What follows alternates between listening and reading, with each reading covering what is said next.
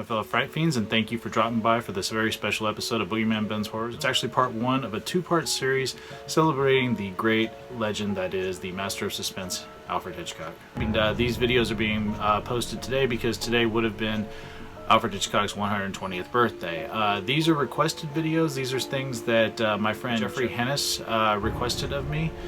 He requested these a few months ago and thought it would be a really good idea to do something like a tribute to Mr. Hitchcock on what would have been his 120th birthday, and I thought that was a really good idea, so I decided, yeah, let's do that. Let's do something talking about two films that I've never talked about on this channel. So this video is going to be the first of two. The first movie I want to talk about is one of my favorite Alfred Hitchcock films. And like I said, it's one that I haven't talked about on this channel, and it is Rear Window. A lot of Rear Window deals with this newspaper photographer. He has, as the movie begins, he has a broken leg, and what he does as he's recuperating to pass the time is he just sort of he's a voyeur. He's looking at his neighbors, and he's just observing his neighbors through his apartment window. What happens is at one point he believes he is a witness to a murder and decides to solve the crime himself, and with the help of his girlfriend he tries to catch the murderer without being killed himself. The movie stars Jimmy Stewart, Grace Kelly, Wendell Corey, Thelma Ritter, Raymond Burr. The screenplay was done by John Michael Hayes and is based on It Had to Be Murder 1942 short story by Cornell Woolrich, and of course the movie was directed by Alfred Hitchcock. Little trivia for the film is that it received 4 Academy Award nominations. It's considered to be one of Alfred Hitchcock's best films, ranked number 42 on AFI's 100 Years 100 movie list. The movie was shot entirely at Paramount Studios. The set was constructed to replicate a Greenwich Village courtyard. It took 6 weeks to build the very complex, detailed set. Unique features for it were a massive drainage system constructed to accommodate the rain sequence in the film. They also built the set around a natural lighting system so that lighting effects could be created for both day and night scenes and look authentic. Of course, Alfred Hitchcock always has a cameo in his films, and in this one he makes the cameo in the songwriter's apartment where he can be seen winding a clock. Now, I was introduced to Alfred Hitchcock through, of course, one of my favorite films of all time, that being Psycho. I think the first time I saw Rear Window was around the same time that I saw Psycho in full for the first time, and I was 12. They had a week-long marathon of Alfred Hitchcock films, and if I recall correctly, they did North by Northwest, Rear Window, Psycho, and The Birds. I don't remember if they showed Vertigo that week, but I do remember Rear Window being one of them, and my mom being a huge fan of Jimmy Stewart. I can see why Jimmy Stewart was so widely regarded. Even at a young age, I was just taken aback by his performance, as well as Grace Kelly, who was absolutely gorgeous, one of the most beautiful women ever. Terrific performance. They have such a natural likability in their roles. Also, Raymond Burr is terrifying in this film, and even though he was known primarily as a good guy in shows like Perry Mason, he's really intimidating as the would-be killer in this film. And I think the thing that's great about Jimmy Stewart's character in this film is it's relatable. We've all been the nosy neighbor. We've always, had that moment of, is something going on?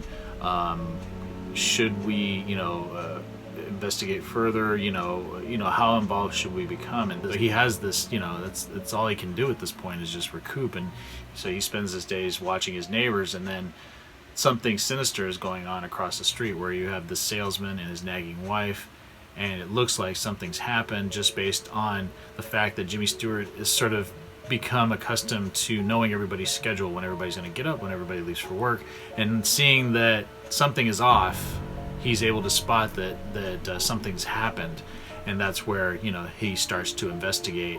Having Grace Kelly, his girlfriend in the film, start to sort of be his legs, so to speak, because he can't get out of the wheelchair because of the fact that he's got a broken leg. And then all of these, situations where she's investigating and she almost gets caught by Raymond Burr. I mean, the scenes are really, really scary and just really, really well done, and it builds to an amazing ending that just is no holds barred and very suspenseful. And it's still, I think, one of the best endings for a Hitchcock film. Just really gets me every time. Yeah, I love this film. I think everybody in it is fantastic. It's sad that these cast, the cast in this are long gone, but they were terrific actors, and what an amazing film. And this always reminds me of a situation that happened in my life where, you know, I got involved in something where when I lived at home, I was in my 20s before I got married, and there was this woman that lived next door to my mom. She had just moved in like recently. My mom lives in a townhouse, and there was a unit right next to her. And this woman started seeing this younger guy, and it was just one night. I remember it sounded like he was killing her.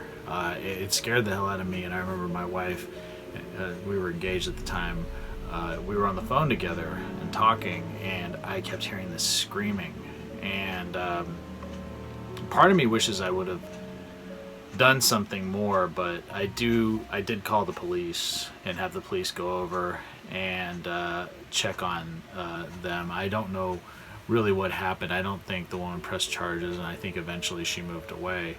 But she was pregnant, and I assume it was with this guy, but I just remember hearing that screaming between, you know, our yards, because I was on the phone, and I had never heard anybody scream like that before in my life, and I really just thought that this man was killing her. And I probably should have gone over and done something more, but being a scared kid, I didn't know what else to do but to call the police. And luckily, you know, I lived in a small town, and the police got there right away. But I still remember that, and still hearing that. I probably would react to that situation a lot differently now that I'm older, but as a kid, it really freaked me out. And that situation reminds me of this film, and it takes me back to this film. What would you do if you saw something that was wrong, or you heard something that was wrong?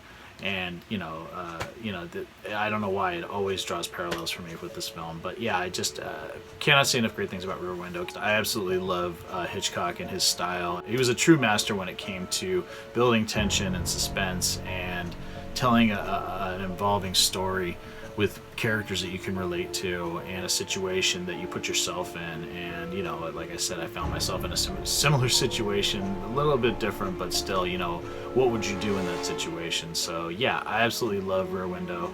I still think it's one of my favorite Alfred Hitchcock films. It's in my top 5 easily.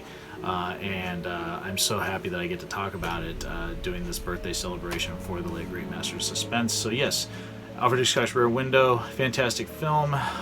If you guys have seen it, if you guys are fans of it, let me know what you guys think in the comment section below. I know it's not technically a horror film, but it does fall into a horror style category for me because it deals with murder, it deals with suspense and intrigue, and I think I would put it in there as a thriller horror film. So yeah, Rear Window, fantastic film, part 1 of my Alfred Hitchcock birthday tribute.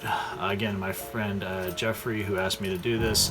I hope you're enjoying this as well, and stay tuned for part 2, which will be focusing on Alfred Hitchcock's The Birds, a film I'm very excited to talk about. So take it easy, stay scared as always.